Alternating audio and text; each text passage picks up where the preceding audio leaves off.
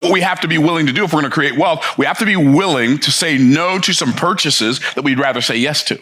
We have to be willing to say no to some luxuries that we'd rather say yes to. We have to be willing to say no to some fun times and some vacations that we'd rather say yes to, so that we can, instead of taking that money and immediately turning it into some stuff that becomes worth less over time, we take that money and invest it in something that becomes worth more over time. And the ability to delay gratification is one of the master keys to wealth. When I see people who are perpetually struggling financially, one of the things I see is somebody who does not have the ability to delay gratification. So that's one roadblock. If you can't delay gratification, you'll never be broke, because you'll spend it as soon as you get.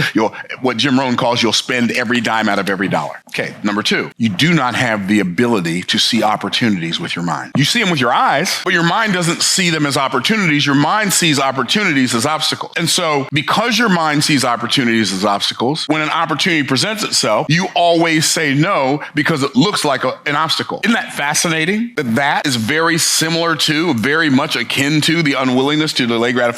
My unwillingness to go through a little bit of pain right now to get to a great opportunity on the other side of this little bit of pain right now. Are y'all tracking?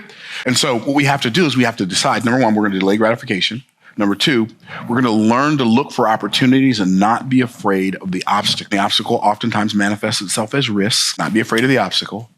And then we're going to be willing to negotiate and get better at negotiating. We have to be willing to negotiate for what we desire. And if you're unwilling to negotiate, you are going to get what you get, and you're going to pay more for it than it costs, because that's how life works. But in negotiation, you have to be willing to give some, you have to be willing to receive some. You have to be, and when I say you have to be willing to give some, you have to have something to give that they desire if they've got something to give that you desire. And those three things right there, not developing those skills is detrimental to your financial future in ways that you will not be able to imagine until they manifest themselves. One of the reasons people can't negotiate is because they're too emotionally invested.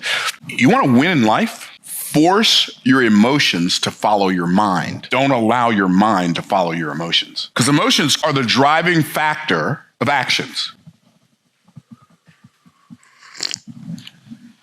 And because emotions are the fuel, they're the jet fuel of our lives, we have to make sure that we're hyper intentional about guiding and directing and leading how we feel about things, so that, yes, I'm acting based on how I feel, but how I feel is based on what I know.